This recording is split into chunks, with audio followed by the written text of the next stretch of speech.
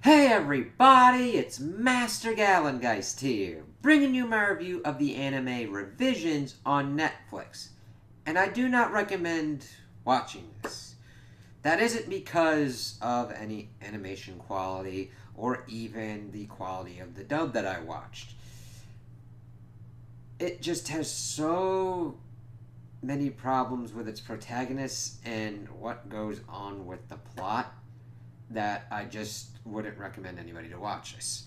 Now, if you have watched this and enjoyed this, I'm happy for you. I'm glad that this should not diminish your enjoyment of it. Whenever I do a review, when I don't recommend to watch something, it's mainly because it's like the time investment isn't worth it. It gets kind of crazy, but if you enjoy something, enjoy it. That's cool.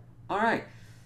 This just had so many problems for me. It just oh, and it really sucks because I really liked the animation style that they had on. Now, granted, there were odd choices pretty much in how the sometimes 2D was brought in with the 3D, but it never kind of clashed with some of the recent anime that I reviewed. Mainly the present parts in 2017 and various kind of timey-wimey bullshit that occurs are in 3D and it all works pretty well. I'm like, okay, yeah, that looks pretty good. Action style, it didn't look bad. It just was kind of basic. It wasn't like really crappy and like things would miss with attacks. It just was kind of basic. It didn't really get any kind of like, oh yeah, that was pretty awesome. It's just like, oh, okay, that's going on. And at certain points, like 2D would pop up. Mainly, it was used for like doing flashbacks into the past, but sometimes it would pop up in odd places for like background people, and sometimes for other characters that weren't really deemed important enough to put into 3D. But let's get into the real issues because the things that I like, I can like count on like one hand. Once you get into what goes on with this anime, oh, so we'd already don't start off on the best foot because of the main protagonist of Daisuke, Dojima. He is an outright dickhole douchebag fuckboy. Imagine Kirito as Jesus Kun, but amped up to 11 and just fucking just being an outright asshole. And granted, he's some I can't even call it a character arc. They kind of adjust the dial a little bit, but it's like from going to 11 to like towards 10, and he kind of is okay. Like, it's it's kind of an okay little thing, but that happens at the end, and you're like, sweet Jesus. I put it this way: you'd be begging for a Game of Thrones esque like that fucker needed to die. Scene one, but we start off and we learn the story. He's been preparing for this inevitable catastrophe because when he was younger, he was kidnapped, and this one chick named Milo popped up and evidently said everything, like all these different things to this core group of kids, like five, and he was supposed to protect everybody. It was his destiny. Now, Milo is an interesting character, but it is completely and utterly she is completely and utterly hamstrung because of everybody else once it starts going on.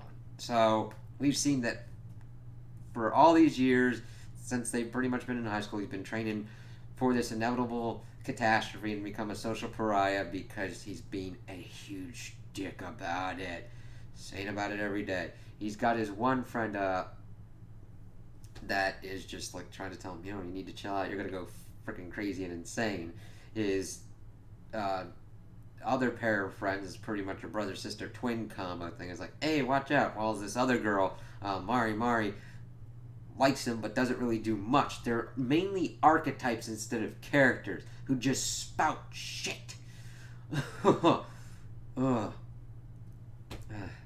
Keisuke, that's the one that is like the only one that's kind of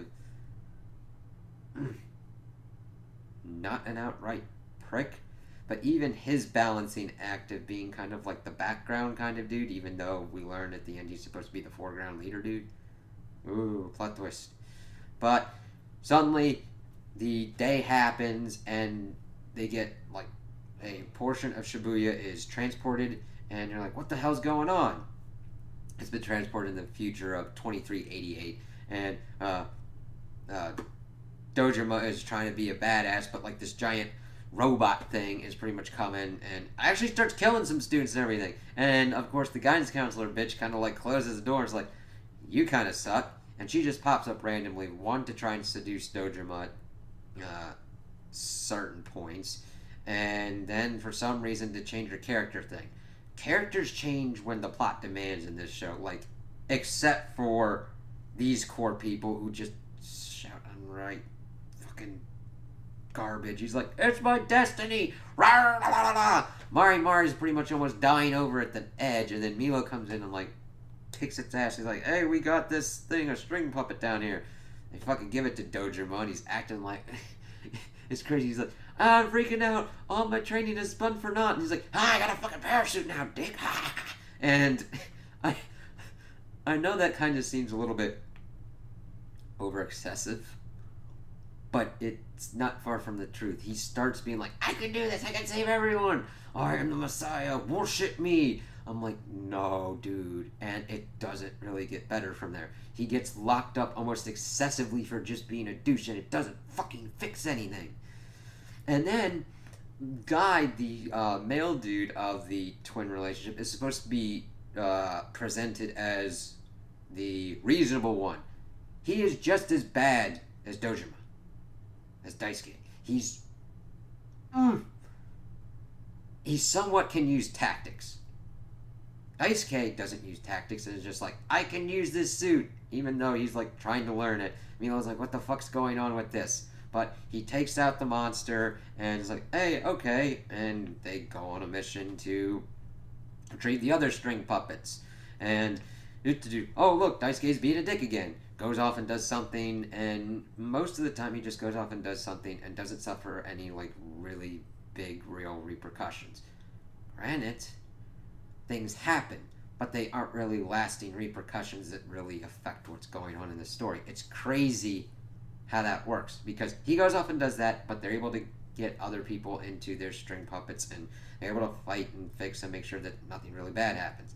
And they're trying to figure out what to do, and of course this other group pops in, the revisions, who we find out are infected with this disease, and that the monsters that they've been fighting are actually humans mutated by this disease, and that it's okay, it's not airborne or anything. But they're like, "Hey, why don't you join us? Even though we brought your 2017 into our time frame because we needed to harvest your organs to create bodies with quantum brains that could like affect time and everything." It gets stupid. It's like it doesn't even start really following its own internal logic to a certain point. But a good amount of the populace is captured, and they have to try and figure out what's going on. One of them is Daisuke's uncle, and he comes back for some odd fucking reason, because evidently he can like dodge all the other monster things that are able to capture people and get out of the base, which is never really accurately explained. Because if these revision people needed this and wanted to kind of use him as like bait or whatnot, that would have made more sense than, oh, because when they go in to eventually get the people, you don't really see how he could fucking do that. It's using future tech that this dude has like no concept of how to interact with. But he's able to come back. While this is going on, the people are trying to react to what's going on, and at certain points they're like, "Yay, we worship the SDS, the group of teens that are trying to save us," while they're like, at another episode, like, "Fuck them," and then they're back to like, "Yay, they're heroes." It's like, what are you fucking doing? This one old dude is like a sexist asshole in one, and then works with him for some reason at the end, and there's just like no middle ground for it. There's this one dude who has like a power trip. They lock him up, and then a coup happens, and he just gets like killed. And I'm like, I don't give a shit. And the police chief gets killed, and I'm like, I don't give a shit. I don't care about these characters. They're just meaning like policeman, corrupt power man, boom, gone. I'm like, God, It's like basic stuff. No, children come up with better stories to a certain degree. It's like, okay, cool, there's like no depth to this. What's going on? And while that's happening, Daisuke and his one friend are trying to go find the one friend's mother, and it's just like, all right, let's do this. They don't even tell anybody about it, and then for some reason, this thing is able to pop out of time, and it's fighting Daisuke and like destroys his string puppet. But they're able to fix that pretty damn quickly, and of course, they get thrown into prison. But all they have to do is write an apology thing, and they make this whole fucking big issue about it, and Daisuke can't do it because he's the biggest douche ever, and he barely even writes an apology. Like, fine, we need help because blah blah blah blah. So we get towards the end goal, and we find out that Milo, her superiors, have been able to try and guesstimate what's going on in the future by like sending people in the past to do things, and that her objective is going to be going back to 2010 and deal with the whole kidnap scenario and make sure everything goes through with it. Uh, and that even starts getting more messed up. Oh lord, it gets bad because when they go in to rescue the people, we find out that this one revisions dude, Nicholas, kills the one kid's mother. He freaks out, goes up and squishes this one chick's head and gets like sucked into a time loop thing because of the quantum brain. It's like, okay, now you're just throwing shit and spaghetti at the wall just to see what sticks. I'm like, oh god, because he essentially became from like mild mannered Clark Kent into Daisuke level douchebaggery, and it's like, oh come on. You killed my mom. Okay. Now, I'm not criticizing the fact that he went that way. It's just there's like 0 to 100 real quick, and it just, I'm like, okay, whatever. So everybody's freaked out about that. They've lost the string puppet. Everything's losing power. Milo has to go to the past, and her objective is to kill the one that got sucked into the time thing, while the Nicholas dude's like, hey, I could use this quantum brain to become God, pretty much. Another anime cliche trope to be brought into this. But she goes back. They pretty much try and come up with their plan of Daisuke going back to the base to blow up the quantum brain, and we've got the other people staying back to try and make sure that Shibuya is safe. But of course, the Nicholas dude has made his body, and it's the same as the friend that they lost. So it's like, okay, whatever. And then he destroys the quantum brain, and all Shibuya gets to take it back to 2017, and all the other people. It's like, all right, fine. Mind you, they also had this disease, so that way they could somehow work a way to fix the pandemic or whatnot, even though that sounds like it's going to fuck shit up more. And the string puppets, which are made from the people, like machine things, it's like, oh, come on. So now Nicholas is hopping around and tries to kill Daisuke, but the friend won't let it happen, and they have a fight outside of reality time because Daisuke went back to like 2010, and she was going to kill the one friend instead of, because that was the orders under her shadowy organization, which sounds like a stupid fucking organization anyway. And he then starts his fight with Nicholas, which is like really anticlimactic, and he just pretty much shoots him in the face, but his friend is able to control him, and then his other three friends pull him out into 2017, and Mila's just been like hanging around for like 7 years from 2010, because I don't know why she wouldn't go back, because that's not even really clear. But then we get to the end, and evidently other cities and places start getting pulled from time, because that was the revisions plan, I guess, to start bringing the past people into the future to save mankind, even though that would create a loop that doesn't make any sense. It really just... I really didn't like any of the characters here. They were all caricatures, and just...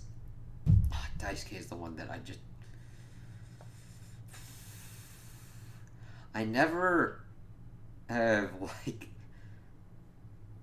gotten to the point where I've watched a show and in the beginning I'm like, I kind of want the bad guys to kill all these people because I don't like any of them. And then you even get to the bad guys, like, alright, can something just kind of end this universe? Like some Eldritch Lovecraftian horror thing? I'm like, okay. There's, like, Tales of Berseria, which is a game that, like, follows the villains. they're better done than these people. I'm like, sweet Jesus. If you put them against each other, I'm like, talking about Berseria people. What? I'm like, I'd root for any. No, I would have said that they would be the villains from the point of view of Daisuke and them, but I'd be like, no, they're the protagonists. You guys are the villains because you're annoying the shit out of me. It just, oh, and it really sucks because the voice acting is pretty well done. I have no problems or issues with the voice acting. It's just the lines they have to deliver. I'm like, oh my god, shut up. If I have to hear how great you are, or what kind of protector you are, it's, like when his one friend leaves, he kind of tones a little bit because he's like, I failed at my destiny. Maybe I'm not as big a dick as I should be. I'm like, I don't, okay, you're kind of toned down better. Whatever. So, character development wise, there really is none. Like, really at all. Milo has some character development, but it's not completely background, but it's the only thing you get. And that's like one character. And I think a character going from big dick to just a little bit dick isn't like character development at all. It's just being like, okay, we made this dude such a big dick, we have to tone it a little bit. But what about the character art? Nobody cares. I'm like, yes, people care. Oh god. Oh, I wouldn't recommend watching this because there's really no characters to get really that invested in because of how annoying they are, and the action is just so-so. It's not the worst. I mean, if you're into action, it's serviceable. I mean, it's just that kind of middle of the road. It's not like really horrible or really stupendous. It's just there to kind of get you through the screeching teenager bastard. So, I wouldn't recommend watching this whatsoever. So those are my opinions on the anime. Tell me what you guys think in the comments below. If you liked it, if you didn't like it, if you agree with me, if you disagree with me. Also like and subscribe, and I hope you have a good day.